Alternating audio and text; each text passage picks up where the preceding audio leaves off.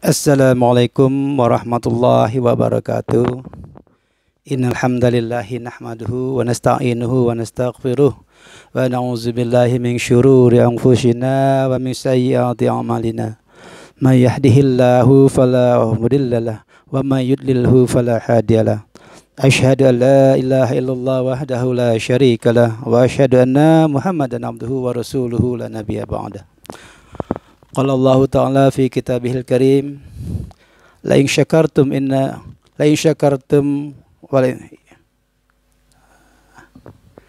Qala Allah Ta'ala fi kitabihil karim qul huwallahu ahad Allahus samad lam yalid wa lam yulad wa lam yakul lahu kufuwan ahad. Shadaqallahul azim. Para saudara-saudaraku semua, para subscriber dan juga para penonton channel Terindah sekalian, dimanapun kita semua berada, alhamdulillah pada kesempatan kali ini kita masih diberikan kesehatan lahir ya wal batin ya Allah Subhanahu wa taala, sehingga kita dapat melaksanakan segala apa yang menjadi rutinitas kita, dan alhamdulillah kita masih diberikan kekuatan untuk tetap beribadah kepada Allah Subhanahu wa taala, seraya tetap melaksanakan tugas-tugas keduniaan kita dan tetap menjunjung tinggi tugas-tugas keakhiratan kita nanti. Alhamdulillah. Sebagai umat Rasulullah SAW, marilah kita untuk senantiasa menyampaikan salam beserta salawat kita kepada junjungan kita Nabi Muhammad SAW biqauli Allahumma sholli ala sayyidina Muhammad wa ala ali sayyidina Muhammad. Semoga kita semua nanti di yaumil qiyamah akan mendapatkan syafaat dari Rasulullah SAW, dan bersama Rasulullah SAW kita berada di Jannatul Firdausnya Allah Subhanahu wa taala. Amin ya rabbal alamin.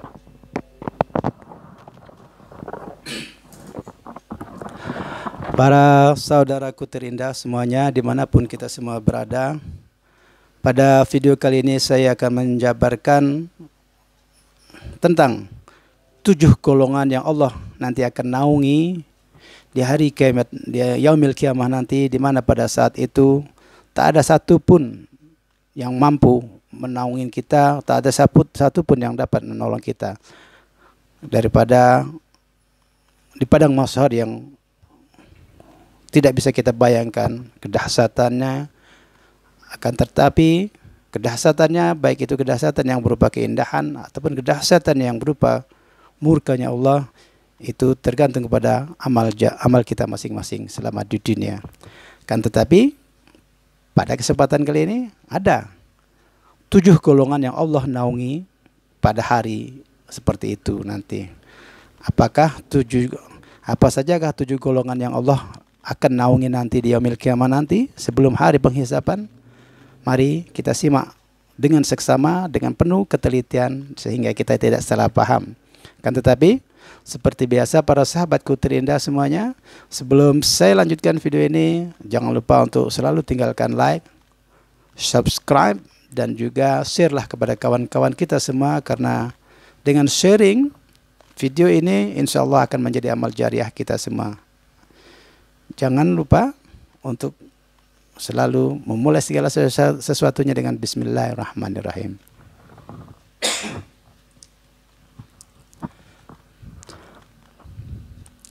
Bismillahirrahmanirrahim. Sab'atun yudilluhumullahu fi zillihi yawma la zilla illa zilluk. 7 golongan yang dinaungi Allah dalam naungannya pada hari di mana tidak ada naungan kecuali naungannya, kecuali naungan Allah Subhanahu wa taala semata. 7 golongan tersebut adalah, yang pertama adalah Al-Imamul Adil.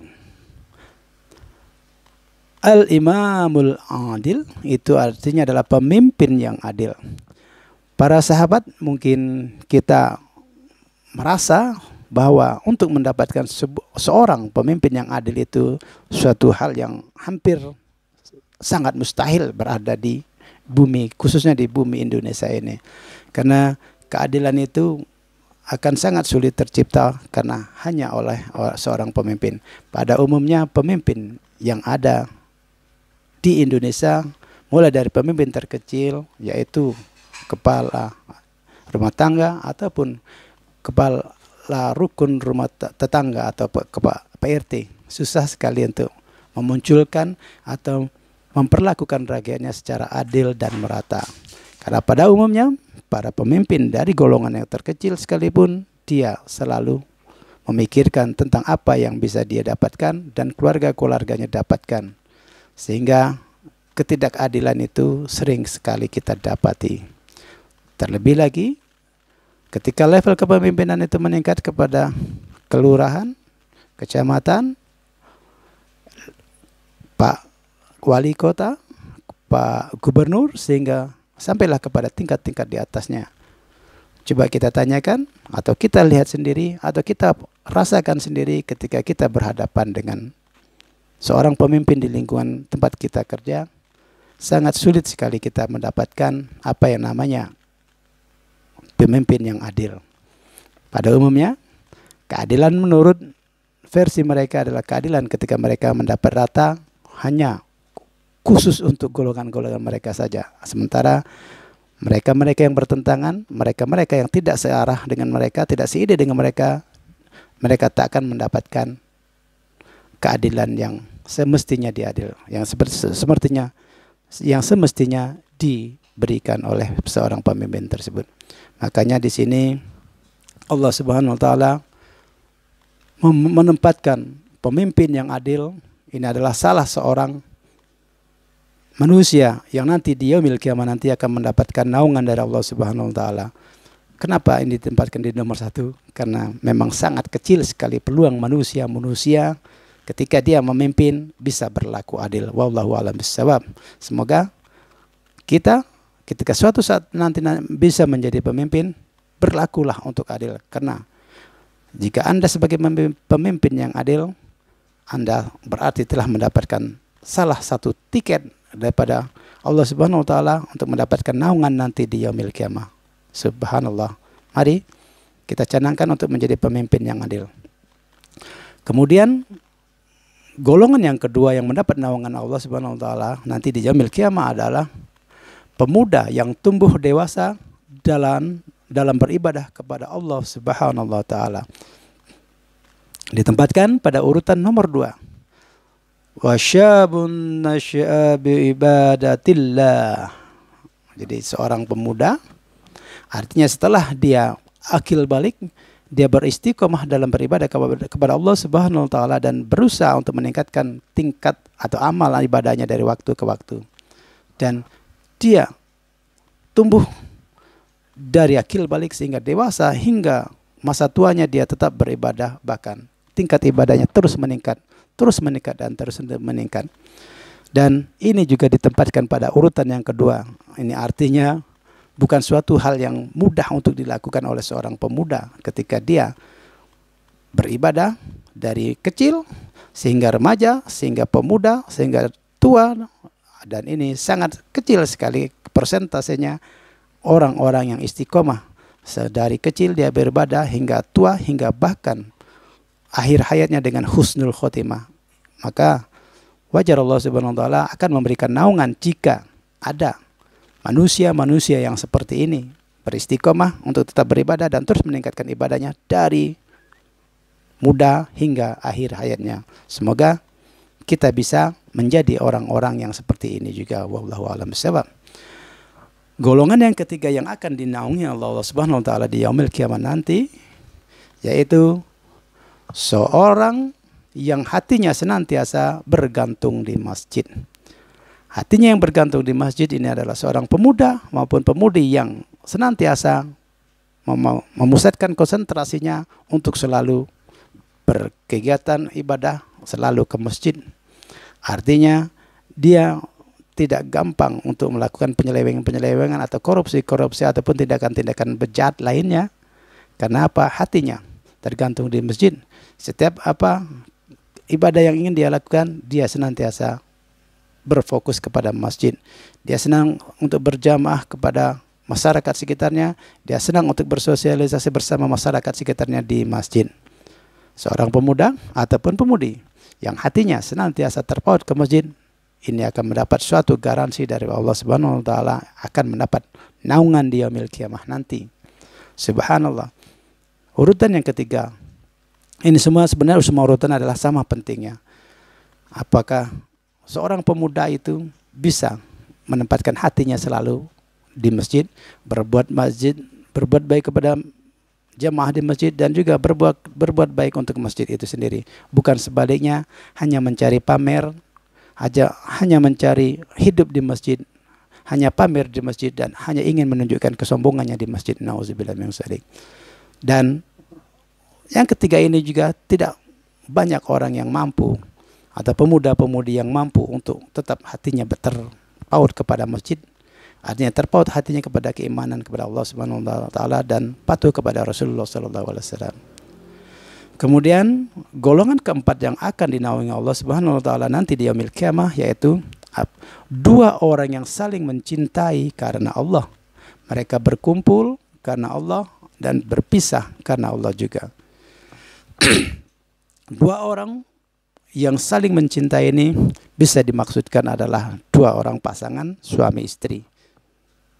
Sehingga ketika mereka bersatu, ketika mereka menjalin ikatan untuk menjalin tali keluarga, mereka bersatu karena Allah, bukan karena mengincar kekayaan daripada kedua orang tua mereka masing-masing, bukan karena mereka menikahinya karena gagahnya, karena cantiknya, karena kayanya kedua orang tuanya, ataupun karena kepintarannya.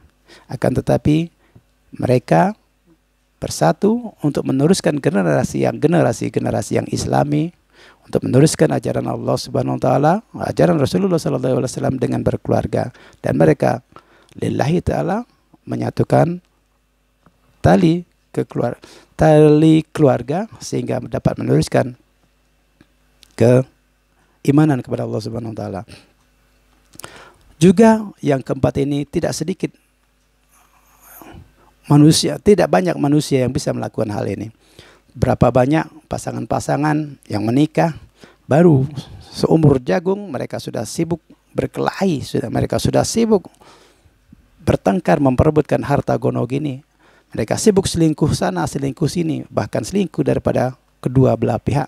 Baik istri selingkuh kepada laki-laki lain, apalagi suami selingkuh kepada perempuan-perempuan lainnya. Nauzubillah. Jadi mereka bersatu bukan karena Allah Subhanahu wa taala, tetapi ada sesuatu yang diincarnya, berupa keindahan daripada pasangannya masing-masing, berupa kekayaan daripada pasangannya masing-masing, sehingga ketika baru berjalan 1 tahun 2 tahun mereka seringkali bertengkar dalam rumah tangga. Rumah tangga yang dipenuhi dengan pertengkaran-pertengkaran bukan suatu hal yang wajar. Artinya ada sesuatu masalah yang bukan karena Allah Subhanahu wa taala mereka bergabung. Jadi apabila ada dalam suatu keluarga ataupun ada orang yang mengatakan bahwa dalam sebuah rumah tangga wajar apabila sering terjadi pertengkaran, dan bagi saya itu tidak wajar. Itu adalah suatu yang perlu kita introspeksi, kenapa kita selalu bertengkar dalam rumah tangga itu. Pasti ada sesuatu yang di awalnya kita salah memasang niat ketika kita menikahinya. Mungkin ada salah pemasang niat, mungkin karena cantiknya, mungkin karena kayanya, mungkin karena lain sebagainya yang bukan lillahi ta'ala. Untuk itu pasangan-pasangan yang telah menyatu, mari kembalikan kepada jati diri kita, kepada lillahi ta'ala, karena kita menyatu karena Allah Subhanahu wa taala. Dan kalaupun kita harus berpisah, itu karena Allah Subhanahu wa taala yang memisahkan. Insyaallah orang yang seperti ini akan mendapatkan jaminan di yaumil qiyamah nanti, mendapatkan naungan daripada Allah Subhanahu wa taala, di mana naungan lain tidak ada lagi. Subhanallah, semoga kita bisa mendapatkan jaminan daripada Allah Subhanahu wa taala dari jalur yang ini. Kemudian golongan yang kelima yang akan mendapatkan naungan dari Allah Subhanahu wa taala, yaitu seorang yang diajak wanita untuk berbuat yang tidak baik, di mana wanita tersebut memiliki kedudukan dan kecantikan, namun ia mampu mengucapkan, sungguh aku takut kepada Allah Subhanahu wa taala. Makna daripada yang kelima ini adalah bahwa kesempatan-kesempatan untuk berbuat zolim, kesempatan-kesempatan untuk berbuat maksiat itu senantiasa terbuka. Baik itu yang datang daripada pikiran kita sendiri, ataupun datang dari pikiran orang lain yang merayu kita dan yang mengajak kita untuk berbuat maksiat. Kan tetapi ketika peluang itu ada, ketika kesempatan itu ditawarkan oleh orang lain, maka kita harus mampu mengatakan, meskipun tidak ada orang lain yang melihat, harus kita mampu menyatakan bahwa kita tak akan melakukan itu karena Allah Subhanahu wa taala selalu mengawasi kita. Karena kita kemanapun kita berada, kemanapun kita pergi, Allah Subhanahu wa taala selalu bersama kita. Dan kita mampu untuk menolak ajakan-ajakan berbuat maksiat seperti ini. Dan Allah menjamin ketika kita mendapatkan peluang, mendapatkan kesempatan untuk berbuat maksiat yang membawakan keuntungan secara duniawi kepada kita, dan kita mampu menolaknya, akan mendapatkan naungan dari Allah Subhanahu wa taala di yaumil kiamat nanti, insyaallah. Kemudian golongan yang keenam yang akan mendapat jaminan di yaumil kiamat nanti, yaitu seorang yang bersedekah dan dia sembunyikan sehingga tangan kirinya tidak mengetahui apa yang diinfakkan oleh tangan kanannya. Ini merupakan suatu perumpamaan saja. Artinya, berbuat baiklah kita kepada sesama manusia, berinfaklah kita kepada institusi-institusi masjid keislaman kita, baik yatim piatu, pembangunan masjid, dan menolong panti-panti jompo dan lain sebagainya dengan sebesar-besarnya kekuatan keuangan kita yang kita bisa lakukan. Dan usahakanlah setelah kita melakukan kebaikan itu, setelah kita melakukan infak-infak itu, jangan pernah kita mengingat-ingatnya lagi. Itu makna artinya kita memberikan sedekah, tangan kanan memberi, tangan kiri tidak mengetahuinya. Artinya sebesar apapun yang kita infakkan, jangan kita ungkit-ungkit, jangan kita ceritakan kemana-mana. Artinya itu menjadi rahasia kita, dan Allah Subhanahu wa taala saja yang mengetahuinya. Bukan kita menyebarkan ke seantero negeri sehingga seantero negeri tahu kita menyumbang kepada panti asuhan. Ketika kita menyumbang dengan cara yang seperti ini, dengan keikhlasan yang tinggi, hanya kita dan Allah saja yang tahu bahwa kita menyumbang kepada sesuatu itu, kepada orang-orang lain, niscaya kita akan dijamin mendapatkan naungan dari Allah Subhanahu wa taala di yaumil kiamat nanti, insyaallah. Amin. Kemudian golongan yang ketujuh, yaitu seorang yang mengingat Allah dalam keadaan sendirian sehingga kedua matanya meneteskan air mata. Golongan yang ketujuh ini juga merupakan golongan yang sangat-sangat langka, yang akan mendapatkan jaminan daripada Allah Subhanahu wa taala jika kita lihat kepada kondisi kehidupan manusia saat ini. Malam hari dia mendekatkan diri beribadah kepada Allah Subhanahu wa taala dengan mungkin melakukan salat malam, tahajud atau membaca zikir dan lain sebagainya, dan dia mengintrospeksi diri tentang kesalahan-kesalahannya, tentang keburukan-keburukannya, tentang dosa-dosa yang dia lakukan, dan dia mampu meneteskan air mata di tengah malam yang sendiri itu. Ketika sendiri dia mengingat Allah Subhanahu wa taala bahwa Allah Subhanahu wa taala semata tempat kembalinya nanti di yaumil kiamah.